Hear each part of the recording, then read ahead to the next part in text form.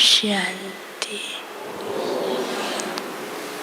आज सतगुरुवार के दिन आप सबकी याद लेके जैसे मैं वतन में पहुंची तो वतन में बाबा पहले से ही खड़े थे और बहुत सुंदर लाइट का डेकोरेशन था।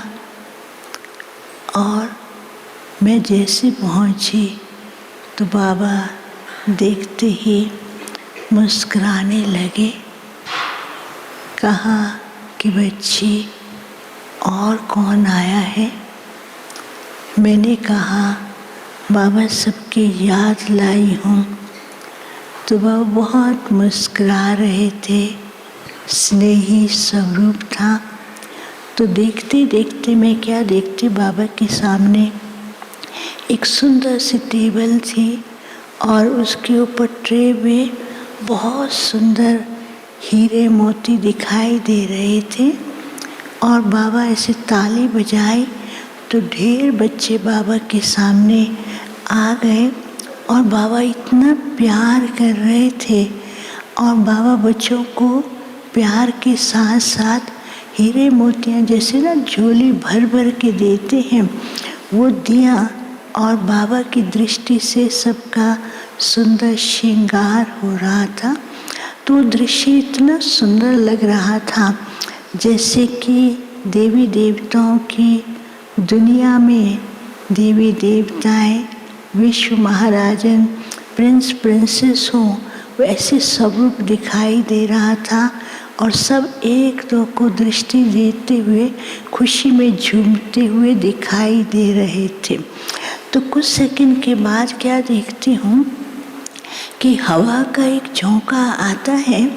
वो सब के सब अलग अलग स्थानों पर पहुँच जाते हैं और कुछ ऐसे करते हैं, वो अपने श्रृंगारे हुए स्वरूप को देख करके वो ऐसे आगे की ओर बढ़ते हैं।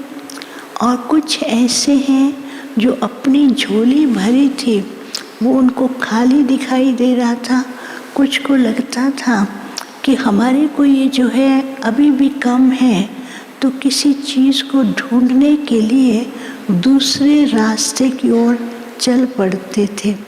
तो बाबा मुस्कुरा रहे थे।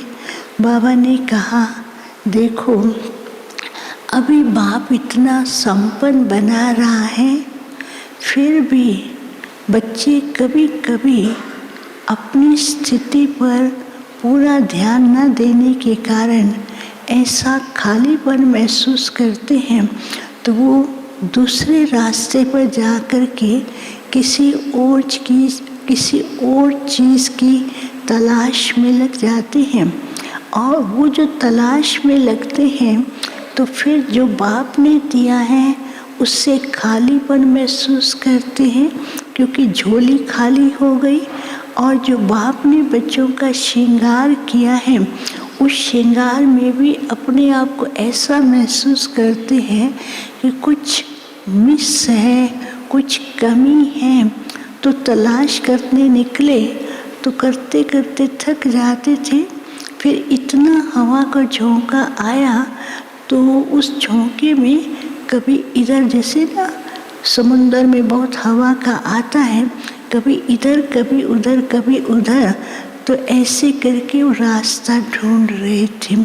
फिर दूसरा दृश्य बाबा ने दिखाया कि एक पेड़ था, उसके ऊपर बहुत अच्छे सुंदर सुंदर फल लगे हुए थे और बच्चे उन फलों को तोड़ने के लिए जाते हैं।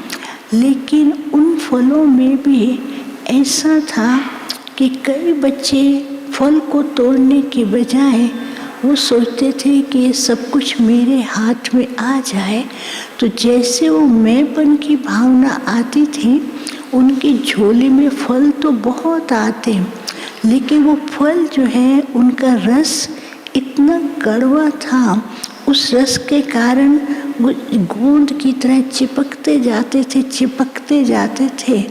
और कई बच्चे थे कि ये जो फल हैं हम सब के लिए है, हम सबको एक दो को बांट करके करना चाहिए, तो उनके पास जो फल आए उससे बहुत सुंदर किरणें निकलती थी और उन किरणों से दूसरे को भी वो वाइब्रेशन और मिठास का अनुभव हो रहा था।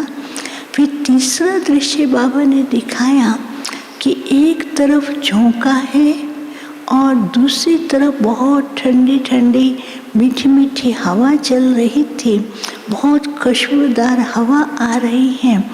तो कई बच्चे क्या है, जैसे कि बाप का भूल करके बाप को ऐसे कहते थे, बाबा मैं तो सब कुछ जानता हूँ, मैं सब कुछ कर सकती हूँ।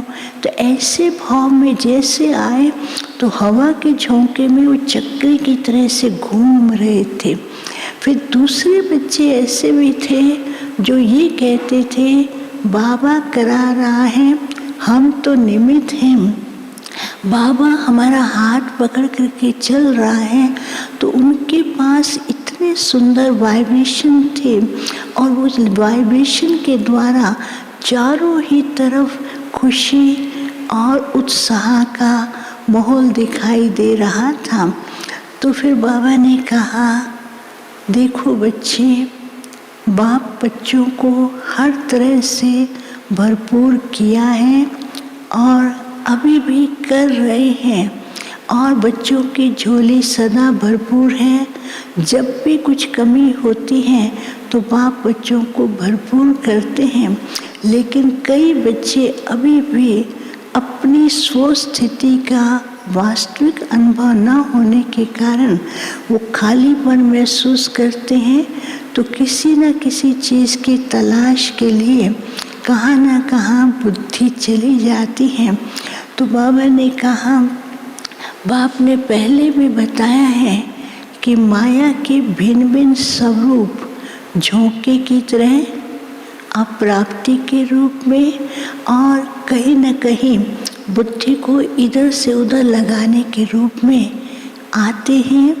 लेकिन बच्चों को अपनी स्थिति को एक रस पावरफुल, बाप मेरा साथ है, बाप की छत्र छाया में हूँ, बाप अपने बच्चों का हाथ पकड़ करके चला रहा है। बाप तो बच्चों का हाथ छोड़ते ही नहीं हैं, लेकिन बच्चों को इस स्मृति से अपने आप को ऐसा पावरफुल बनाना है कि कोई भी प्रकार के परिवर्तन या कोई भी प्रकार की परीक्षा बच्चों के सामने आए तो उस परीक्षा में एक बल, एक निश्चय के आधार से पास है, पास होते रहें। फिर बाबा ने क्या देखा कि बाबा का रूप थोड़ी देर के बाद इतना जैसे कि गंभीर दिखाई दे रहा था। तो मैंने बाबा को कहा, बाबा अभी तो इतना स्नेही स्वरूप था, तो अभी इतना गंभीर क्यों दिखाई दे रहा है? तो बाबा ने कहा, बाप जानते हैं बच्चे सब लाडले हैं, लेकिन कभी कभी कई बच्चे कई बातों में अपनी बुद्धि को उलझा देते हैं और कई बच्चे कई तरह की बातों में आकर वातावरण को पॉल्यूट कर देते हैं और कई बच्चे वातावरण के प्रभाव में आकर के, जैसे नदी का पानी होता ना सागर का बहता है, उस वातावरण के प्रभाव में आकर के बहने लग जाते हैं, तैरना भूल जाते हैं, तो किनारा ढूंढते हैं।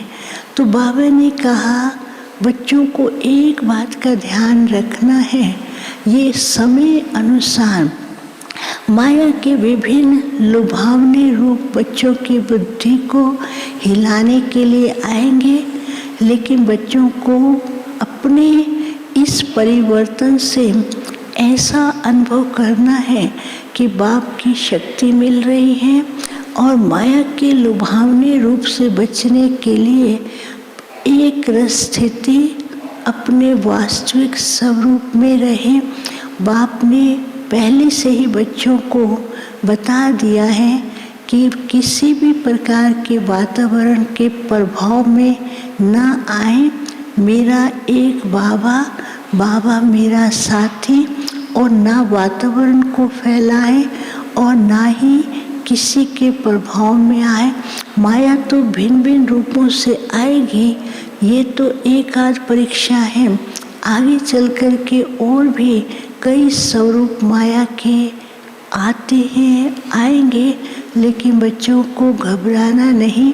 बाप को अपना साथी बना कर के निश्चय तो है ही है, लेकिन जो खालीपन महसूस करते हैं तो अपने अंदर सर्व शक्तियाँ भर करके बाप के साथ के द्वारा भरपूर रहे, औरों को भरपूर करते रहे। फिर बाबा ने सब बच्चों को फिर से इमर्ज किया। फिर बाबा बिल्कुल इतना भरपूर कर रहे थे। बाबा ने कहा, मेरे बच्चे सदा भरपूर हैं और सदा बाप के साथ हैं। बाबा इतना प्यार दे रहे थे। बाबा कहते थे, बाप के प्यार के सिवाय और कुछ भी याद ना रहे तो बाप बच्चों को सदा अपने नैनों में बिठा करके उड़ाते रहते हैं और उड़ते रहे। फिर बाबा ने सबको याद दिया और मैंने भोग स्वीकार कराया और उसके बाद वापस